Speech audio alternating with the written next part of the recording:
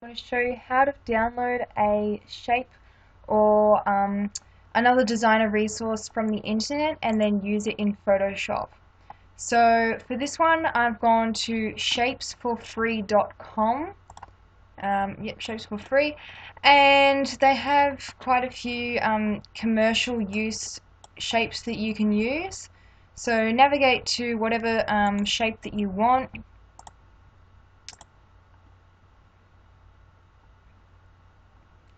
These are just some of the designs that they have.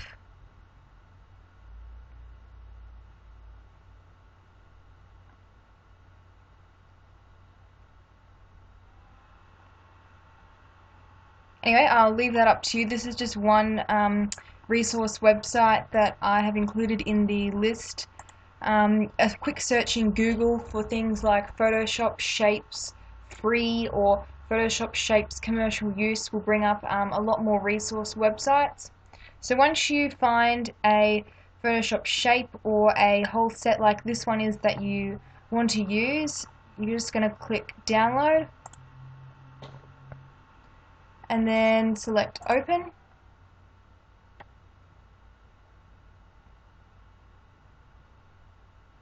And so this is the folder with the shape file.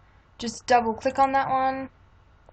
This is the CSH file or the shape file for Photoshop. To add them into Photoshop so you can use them, you just need to double click on this and then select open. And if you haven't got Photoshop open already, it will automatically open and add the shapes. I've already added these shapes into Photoshop, and note that you do have a maximum number of shapes. So if you go to your shape tool down the bottom here, if that's not showing up, if you've got the rectangle tool or ellipse, right click and choose custom shape tool.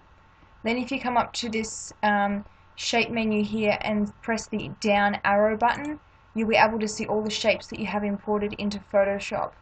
So this one's just imported twice because I already added it to my computer, so I don't need it twice. I'm going to right click and then I can delete shape if I don't want it. The other thing that you can do, because I'm currently at the limit for how many shapes you can have in Photoshop, so for example, I'll just show you some of the shapes that I have. See how many I have in here? I've got tons of shapes. You can make so many patterns with all of these. So what I'm going to do is click this little gear button and go save shapes. I can then choose whatever folder I want to save it to and name my shape set. So I'm just going to call this Photoshop Shapes Backup.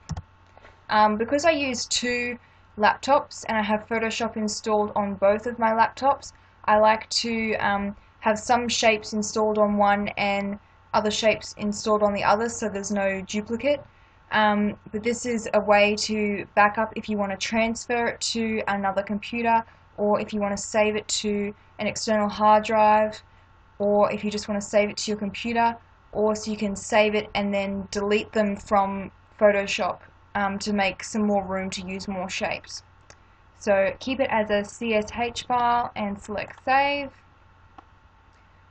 Now, because I've saved them, if I come back to this gear button, I can then reset shapes. Now if you click that button, it will reset it back to Photoshop's default shapes, which will probably give you these first couple of shapes or whatever Photoshop's default ones are. I've been using Photoshop for a few years, and this is the first time I've actually exceeded the shape amount, so I'm not sure which ones actually come preset with Photoshop. But make sure that you save your shapes and back them up somewhere before you reset them, because once you reset the shapes back to Photoshop's default, you can't get them back if you haven't saved them elsewhere, so you'll have to re-find the shapes again and re-download them again.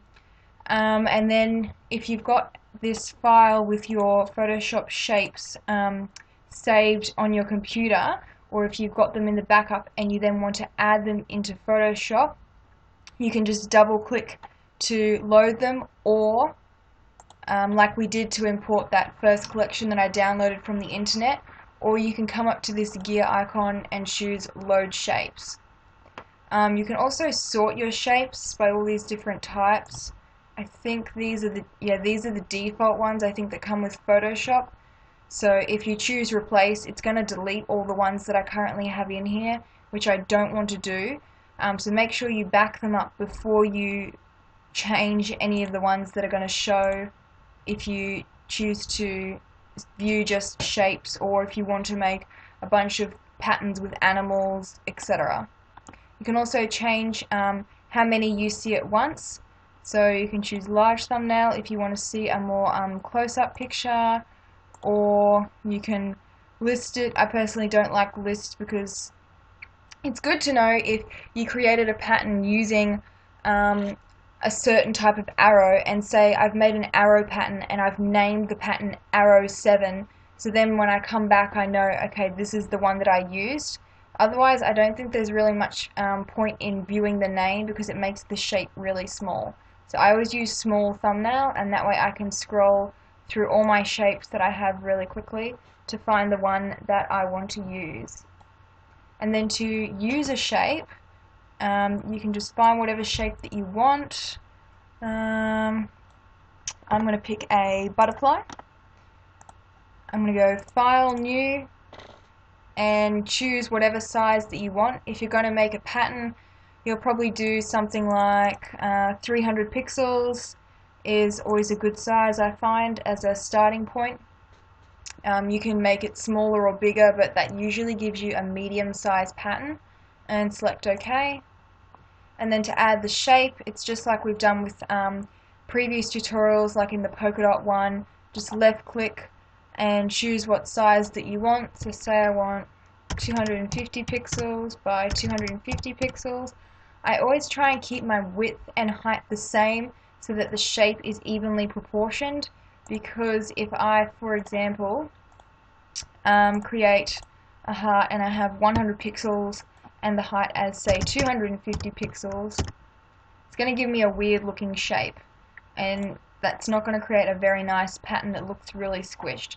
So when I make a shape, I usually keep the width and the height,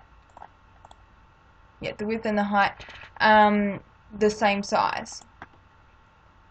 And then just center it on your canvas by using the rectangular marquee tool. If this isn't appearing, just right click and select it. Left click off the edge of your canvas and highlight to and drag down until you see this dotted border highlighted around all sides of your canvas, and then center align it. So then you can see what size it is. You can then define it as a pattern and add it to whatever size template you want to use, usually a 12 by 12 inch, and then you can come back and decide if you want to make it bigger or smaller. So that's how you load, save, back up your shape files and use a shape in Photoshop.